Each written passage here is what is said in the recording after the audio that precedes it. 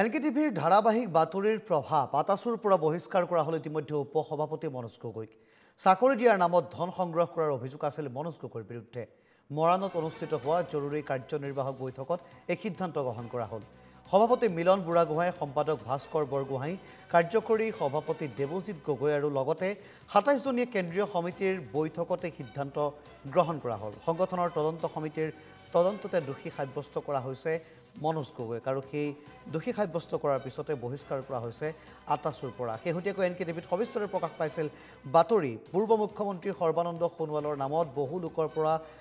ধন লৈছিল চাকৰি দিয়াৰ প্ৰলোভনেৰে এইজন মনোজ গগৈ এই অভিযোগ উত্থাপন হৈছিল আৰু অভিযোগ প্ৰথমতে উত্থাপন কৰিছিল দুলিয়াজানৰ দুজন ভুক্তভোগীয়ে দুলিয়াজানৰ দুজন ভুক্তভোগীয়ে তেওঁলোকক কোৱা হৈছিল যে সৰ্বানন্দ সোণোৱালৰ লগত তেওঁৰ ঘনিষ্ঠতা আছে আৰু তেওঁলোকক চাকৰি প্ৰদান কৰিব মনোজ গগৈ যাৰ পৰিপ্ৰেক্ষিতত তেওঁলোকৰ পৰা টকা লোৱাৰ অভিযোগ এই মনোজ গগৈৰ বিৰুদ্ধে আৰু কেৱল সিমানতেই ক্ষান্ত নাথাকি তাৰ পিছত আৰু বহু অভিযোগ উত্থাপন হৈছিল এগৰাকী মহিলাই অভিযোগ উত্থাপন কৰিছিল আৰু তথ্য পোহৰলৈ আহিছিল যে কেৱল পূৰ্ব মুখ্যমন্ত্ৰী সৰ্বানন্দ সোণোৱালেই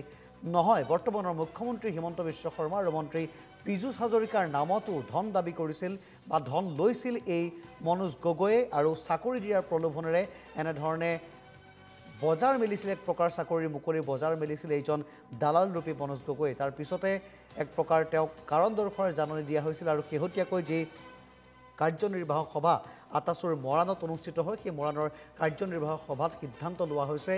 সভাপতি সম্পাদক কাৰ্যকৰী সভাপতি কেন্দ্ৰীয় সমিতিৰ লগতে ২৭ জনীয়া সদস্যৰ সৈতে মিলি এই সিদ্ধান্ত গ্ৰহণ কৰা হৈছে যে মনোজ গগৈক শেহতীয়াকৈ বহিষ্কাৰ কৰা হৈছে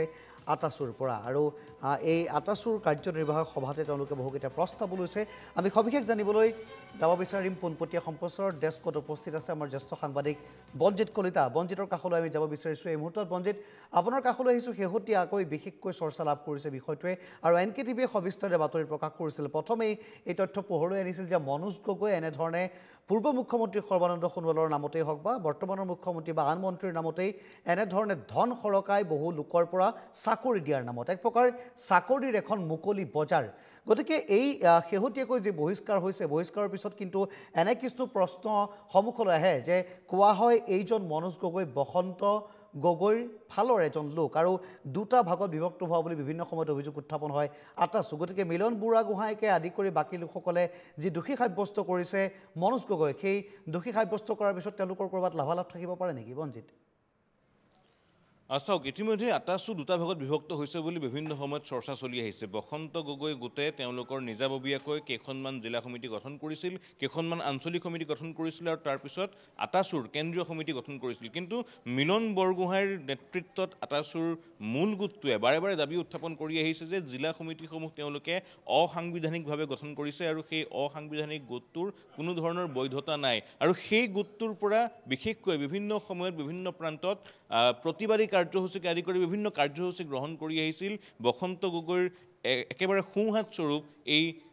বিতৰ্কিত মনোজ গগৈ নামৰ যিজন তেওঁলোকৰ নেতা আছিল সেই নেতাজনে প্ৰথমতে তেওঁ যুটীয়া সম্পাদক হিচাপে কাৰ্যনিৰ্বাহ কৰি আছিল টাই আহোম ছাত্ৰ সন্থাৰ কিন্তু পৰৱৰ্তী সময়ত উপসভাপতিলৈ পদোন্নতি দিয়া হৈছিল কিন্তু সেই উপসভাপতিগৰাকী সাংবিধানিকভাৱে তেওঁলোকৰ যি মূল সংগঠন সদৌ টাই আহোম ছাত্ৰ সন্থা সেই টাই আহোম ছাত্ৰ সন্থাত কাৰ্যনিৰ্বাহ কৰি আছিল কিন্তু কালিৰ দিনটোত যি কাৰ্যনিৰ্বাহক বৈঠকৰ আয়োজন কৰা হ'ল মিলন বৰগোহাঁইৰ নেতৃত্বত প্ৰতিখন জিলা সমিতিৰ দ্বাৰা যিখন কেন্দ্ৰীয় সমিতিক মান্যতা প্ৰদান কৰা হয় সেই কেন্দ্ৰীয় সমিতিখনৰ জৰিয়তে কিন্তু এই বিষয়টো সন্দৰ্ভত যেতিয়াই এই বিতৰ্কটো পোহৰলৈ আহিছিল আমি কথা পতাৰ চেষ্টা কৰিছিলোঁ বসন্ত গগৈৰ সৈতে যিহেতু বসন্ত গগৈৰ অন্যতম সহযোগী বুলি কোৱা হয় গতিকে বসন্ত গগৈপন্থী টাই আহোম ছাত্ৰ সন্থাৰ এই সন্দৰ্ভত মতামত কি বা তেওঁলোকে এই মনোজ গগৈৰ গোটেই ঘটনাক লৈ কি মন্তব্য কৰিব বিচাৰে কিন্তু সমগ্ৰ বিষয়ৰ পৰা এক প্ৰকাৰে গা এৰা দি চলিব বিচাৰিছিল বসন্ত গগৈ কোনো ধৰণৰ মন্তব্য প্ৰকাশ কৰা নাছিল তেওঁ বিভিন্ন সময়ত এই সন্দৰ্ভত তেওঁক যেতিয়া সোধা হৈছিল যে আপুনি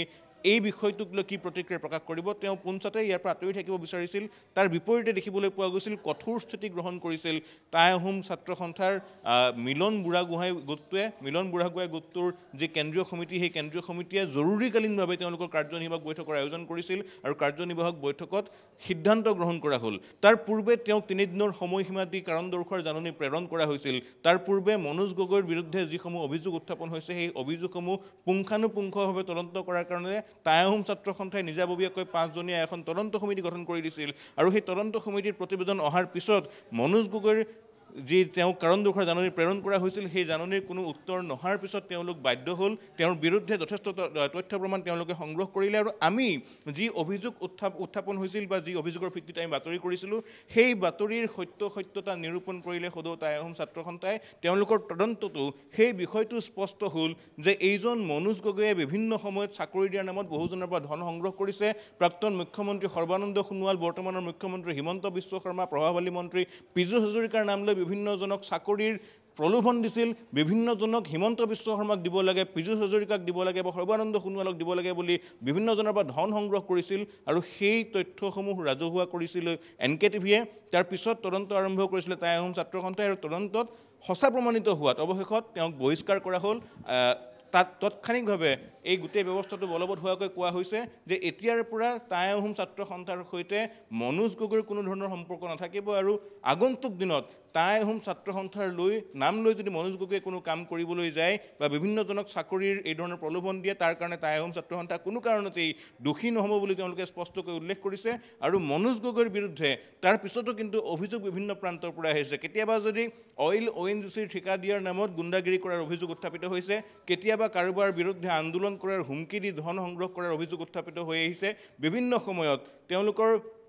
সংগঠনৰ মাজতো বহু বিত্তীয় অনিয়ম সংঘটিত কৰাৰ অভিযোগ উত্থাপন হৈ আহিছে আৰু সেই অভিযোগসমূহৰ পিছত সদৌ টাই আহোম ছাত্ৰ সন্থাই ব্যৱস্থা গ্ৰহণ কৰিলে কিন্তু প্ৰশ্ন উত্থাপিত হৈছে মুখ্যমন্ত্ৰীৰ নামত চাকৰিৰ বজাৰ মেলা এগৰাকী মন্ত্ৰীৰ নামত চাকৰিৰ বজাৰ মেলা প্ৰাক্তন মুখ্যমন্ত্ৰীৰ নামত চাকৰিৰ বজাৰ মেলা এই মনোজ গগৈৰ বিৰুদ্ধে চৰকাৰ প্ৰশাসনে কিবা ব্যৱস্থা গ্ৰহণ কৰিবনে নাই যি সময়ত চৰকাৰে কৈছে যে প্ৰত্যেকটো চাকৰি স্বচ্ছ আৰু নিকাভাৱে দিয়া হৈছে সেই সময়ত জাতীয় সংগঠনৰ আঁৰত থাকি জাতীয়তাবাদী নেতাৰ এখন মুখা পিন্ধি এজন লোকে যদি চাকৰিৰ বজাৰ মেলি দিয়ে তেওঁলোকৰ বিৰুদ্ধে ব্যৱস্থা গ্ৰহণ কৰিবলৈ আৰক্ষী বা প্ৰশাসন সাজু হ'বনে নাই চৰকাৰে এই সন্দৰ্ভত মন্তব্য প্ৰকাশ কৰিব নাই যিহেতু চৰ্চা চলি আছে দীৰ্ঘদিন ধৰি যে নতুনকৈ গঠিত হোৱা ধেমাজি জিলাৰ চিচিবৰগাঁও সমষ্টিৰ পৰা নিৰ্বাচনত প্ৰতিদ্বন্দ্বিতা কৰিবলৈ মন মেলিছিল এই মনোজ গগৈয়ে আগন্তুক ২৬ৰ নিৰ্বাচনত এটা ৰাজনৈতিক দলৰ প্ৰাৰ্থিত্বৰ কাৰণে তেওঁ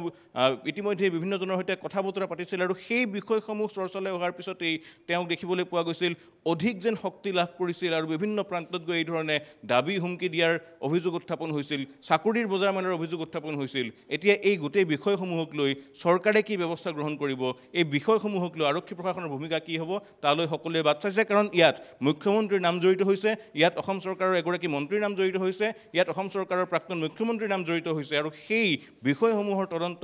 আৰক্ষীয়ে কৰিব নাই তাক লৈ এতিয়া চৌদিশে প্ৰশ্ন উত্থাপিত হৈছে এইটো এটা গুৰুত্বপূৰ্ণ প্ৰসংগ আমি যদি সেই দৃশ্যাংশ দৰ্শকসকলক যিহেতু দেখুৱাই আছোঁ মনোজ গগৈ আৰু মনোজ গগৈৰ দৃশ্যাংশত দেখিবলৈ পোৱা গৈছে এজন লোক আমি যদি সম্ভৱ হয় দৃশ্যাংশ দেখুৱাব বিচাৰিম এজন লোক তেওঁ জাতীয় সাজপাৰ পৰিধান কৰিছে ঐতিহ্যমণ্ডিত আহোম ৰজাদিনীয়া যি ডাঙৰীয়া যি তেওঁলোকে যি সাজ পোছাক পৰিধান কৰে সেই সাজ পোছাক পৰিধান কৰিছে বিভিন্ন সময়ত তেওঁ জাতি ৰক্ষাৰ শ্লোগান দিয়ে আৰু সেইজন লোকে দীৰ্ঘদিনৰ পৰা এনে কাণ্ড সংঘটিত কৰি আহিছে নামো লৈছে তেওঁ কাৰ সৰ্বানন্দ সোণোৱালৰ পূৰ্ব মুখ্যমন্ত্ৰী বৰ্তমানৰ মুখ্যমন্ত্ৰী হিমন্ত বিশ্ব শৰ্মা বা প্ৰভাৱশালী মন্ত্ৰী পীযুষ হাজৰিকাৰ নাম লৈছে এতিয়া প্ৰশ্ন উত্থাপন হয় বঞ্জিত যে চৰকাৰ বা প্ৰশাসনে ইয়াৰ ওপৰত কি ব্যৱস্থা ল'ব সেয়া পিছৰ কথা কিন্তু তেওঁলোকে কোনো ভূকে পোৱা নাছিল নে যে তেওঁলোকৰ নাম লৈ এনে এজন লোকে এনে কাণ্ড সংঘটিত কৰি আহিছে নে তেওঁ আপুনি উল্লেখ কৰাৰ ধৰণে এটা ৰাজনৈতিকভাৱে তেওঁ পৰিপুষ্ট হ'ব বিচাৰিছিল পৰৱৰ্তী সময়ত গতিকে তেওঁ ক'ৰবাত প্ৰভাৱশালী হৈ উঠিছিল আৰু যি মন যায় তাকে কৰিলে তেওঁ কোনেও একো কৰিব নোৱাৰে বুলি এক প্ৰকাৰ তেওঁ অহংকাৰী হৈ উঠিছিল